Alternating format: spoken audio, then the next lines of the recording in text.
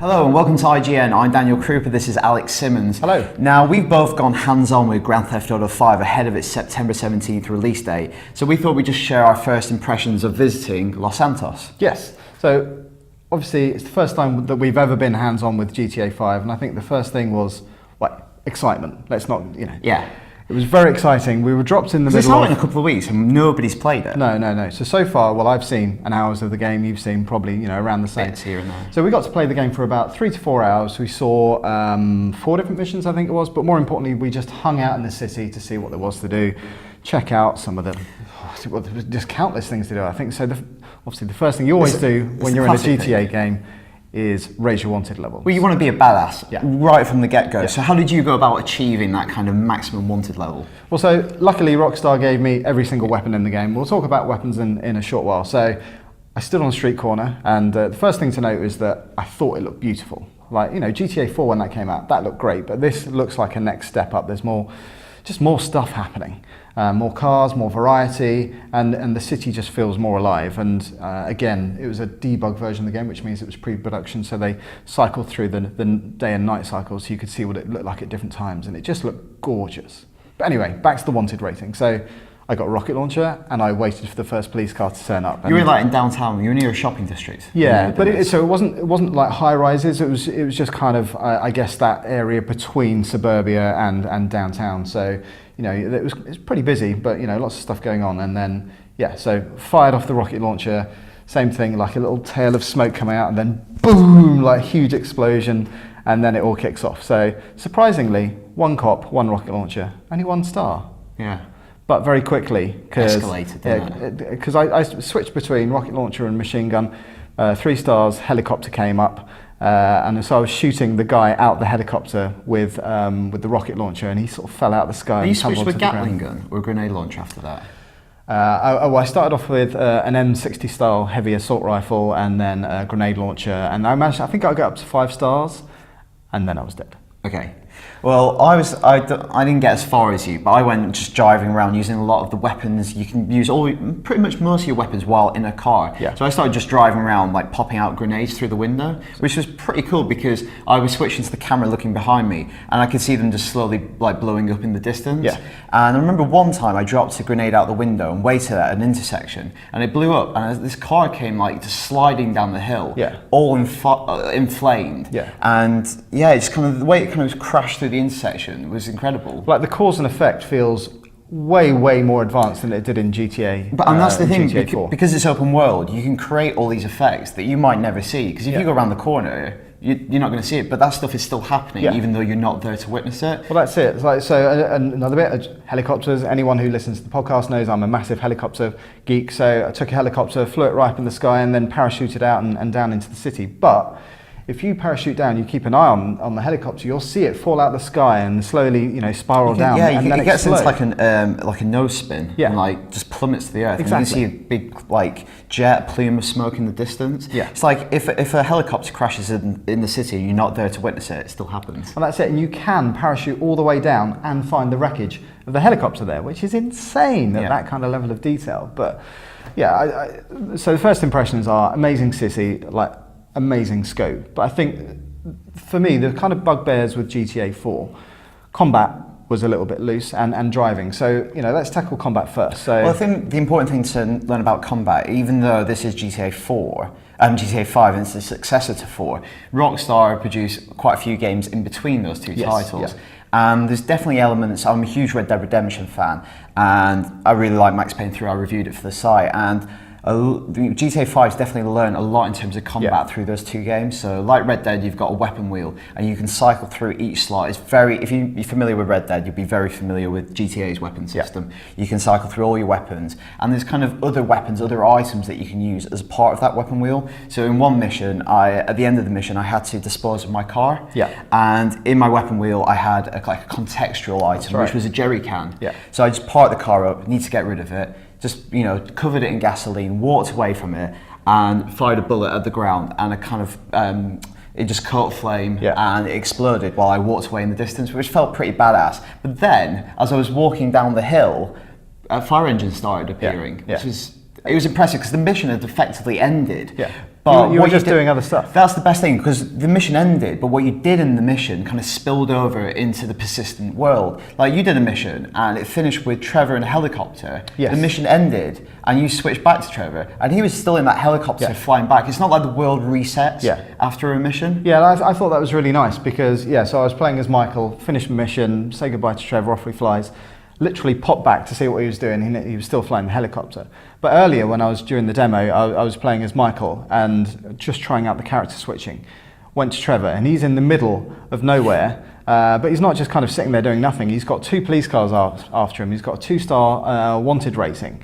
And it's just these guys going about their business, which is really, really cool. It's, it feels like they've got actual personality and, Well, it feels like they're real characters. They're not like puppets that you're just picking up and playing with when you want to switch to Trevor. Yeah. He's leading his own life. And that's the thing I thought was really cool, was when we sat down, the whole of the GTA 5 map is open to you right from the beginning. But there's still an element of discovery because it's blanketed in like kind of a fog of war if you play Civ, one of those kind of games. But what was great is, even though it's one map, because you play as 3 characters, all with very different kind of histories and social backgrounds. Yeah, totally. You see different aspects of the city because Franklin will hang out with a certain type of crowd. Yeah. Trevor will be doing his own thing in like the wastelands, and then you've got Michael, who's kind of hangs out in like business districts and knows a lot of people in suits. Well, so you're inhabiting lots of different worlds that exist side by side. Yeah. And again, we don't want to talk too much about some of the story that we saw, but there's definitely a different feel to them. But at the same time, you can feel it all coming together, and that's what I can't wait to see is how these 3 very different people actually end up. Well, they all get working even together, though they're very disparate characters with different kind of backgrounds. They all kind of get tangled and go on missions together. So So I went on a very traditional kind of San Andreas style mission. It was kind of a gangbanging mission, and you went back to Grove Street. Went with Franklin, his friend Lamar. Lamar's dog Chop, which sometimes accompanies Franklin, and Trevor. Trevor came along because he just wanted to go to the hood and cause some trouble. It's Trevor. And that was really different because it took me to a different world that I didn't see when you were playing the mission with Michael. And it was cool going on the mission with Chop actually, because he kind of, even though you don't control him, obviously, he's a little Rottweiler if you don't know, and he'll go around the map, kind of, if you're in combat situations, kind of distracting people, biting out their legs, sometimes giving you a tactical advantage. Yeah, and again, they haven't really sort of spoken much about that stuff, but there seems to be a lot more variety in how you kind of tackle things. Like the mission that you were playing at the beginning where Franklin's got a repo car with his mate Lamar, who's just like absolutely insane. Literally every other word is the F word. But there's a lot of F-bombs. There is a lot of F-bombs. A lot of melon farmers as well. But it just feels like, anything can kind of happen. And obviously you were chasing after the guy on the motorbike, but I think you rammed him down, but you can shoot him. It's always been a hallmark of GTA, but here it just feels like the city has got much more scope than it ever did before, which, I just can't wait. The other point to notice is obviously individual skills. It's the first time that we've seen those in action. So obviously Franklin has like bullet time for cars, so time slows down when he's driving. Michael has real bullet time, I guess you call it, and Trevor is just nuts. Because Michael's like a gunman, he's a real weapon nerd. And Trevor what is it with Trevor? He does double the damage for a little time, but takes half the damage. He takes half the damage, but delivers double the damage. He can just go crazy and sometimes gets you out of tight situations. But the thing that was interesting to me, actually playing the game, because I really liked the idea of switching characters, but I wasn't really sure how much it was kind of dictated in kind of missions that weren't heists. In heists, there's very clear roles that each player plays, each character plays. So Trevor's a pilot. We should point out that we didn't actually get to play a heist. We didn't. I think Rockstar is keeping that very much under wraps until the final game comes out. But when playing a regular mission, like when I was back at Grove Street, I kind of thought the ability to switch character, could it possibly be a bit of a get out of jail card? So if you're taking heavy fire, you've lost a lot of your health, can you switch to another character and basically just flank people easily? It's not really true. No. You'll find if you switch to a character, they might be in difficulty already. It didn't feel unfair, it just felt kind of authentic, I guess. Well, that's it. Because most of the time, there was the mission where you're busting Michael out of the meatpacking factory, but those 2 guys are in close proximity, and actually working together is important. And switching between Franklin, who had an automatic weapon, and Michael, who only had a pistol, you've got to figure out, who's the best for that kind of particular instance. I guess that was one thing. It prompts you quite a lot as to when to use which character at what time. I think in highly structured situations. On missions, but that's because they're very, they're quite scripted. And each character definitely has a distinct personality when you're playing them, just the way that they walk and they're kind of. Each character feels really solid, I think, and has like a very distinctive walk and feel to them. Yeah. But it's great. The missions that we played obviously probably represent the variety in the game. Although you're kind of prompted as to which character to use when, there are times when there's more freedom. So, like, obviously we played the mission where you break out the target from the FIB tower. Now that's the mission that I saw in New York in October last year. Obviously I didn't go hands-on, but we did this time. And the thing that it demonstrated is that you've got Trevor up in the helicopter, who is dropping Michael down to make the extraction, and then Franklin is on another tower block sniping. Now, when you've actually got the guy in your possession, you're wheeling him back up. You can either play as Michael, like shooting from level with automatic pistol, or you can shoot as Franklin, taking guys out from afar. But then when you're actually making the escape, you can, again, play as Franklin to take out the helicopters that are in pursuit, or you can play as Michael, who leans out the back and shoots with this assault rifle. So options then. Or you can play as Trevor, who's actually piloting to get away. So, having three characters, I know the focus from Rockstar was to put you in the middle of the action, but it does feel true, but you've still got a lot of freedom over how you play the game. And I guess that sort of stuff, even though we didn't get to play it, kind of scales to online, yeah. where different people could be inhabiting all those roles constantly, so you could just be the pilot. Yeah. How did you actually find flying the helicopter? It's a little bit tricky to begin with, but that's because, if I'm honest with you, I haven't played a GTA game in a while, but once I got used to it, so we were playing like the little, well, in real life it's called the Hughes 500, I can't remember what it's called in GTA 5. But you're such a helicopter. I know I am, I'm sorry.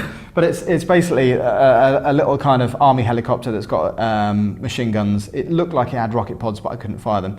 But yeah, it's so quite twitchy, but that's the whole point of learning the ability. The more you play around with these cars and weapons, etc., the better you get. And just stuff happens, because you passed over the helicopter to me because you wanted me to like have a little go with the helicopter. Yeah. And I think you handed over to me as you were flying into restricted aerospace. Yeah. Over a prison. Immediately I had 2-star wanted level. So I quickly escaped, and I tried to fly up to the top of Mount Chiliad. Yeah. But it was really there's a shack up there. What's in the shack? I want to see what the shack is. And it was really difficult to land because of like crosswinds, but that's kind of realistic again. And it was funny. So just like you landed on a hill. It was like embarrassing. That, and surprisingly, you can't land a helicopter on a hill. Yeah, it's not like Skyrim where you can just like ascend the mountain with a helicopter. And then Trevor bailed out and then just tumbled to his death as he rolled down the hill. Yeah, well, you kept doing that. You kept like getting out of cars too early, and like Trevor just like scraping his face. Yeah.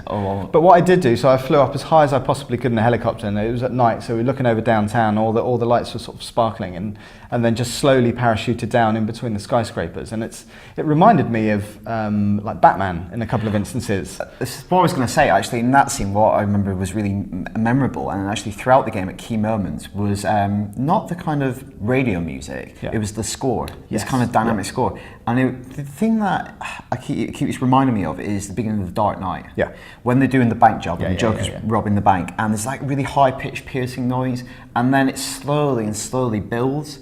Like rhythmically, drums, percussion, bass, all this sort of stuff, and it has this kind of crescendo. Yeah. When you're like going into a chase or something, and it kind of just swells. Yeah. That's really kind of stirring. It's really effective, and I think that's.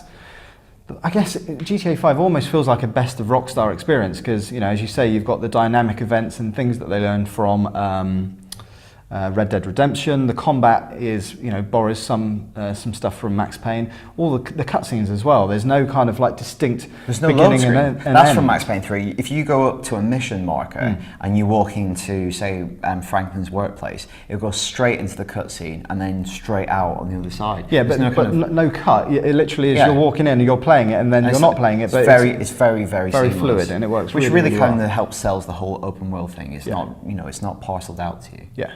Now, the other pain point that people mentioned about GTA 4 was the driving, and they said the cars were too floaty. Now, obviously, we drove a lot of cars in GTA 5, sports cars. Well, you drove a hearse. I drove a hearse. I tried to get away from the cops in a hearse, which it just doesn't work. No.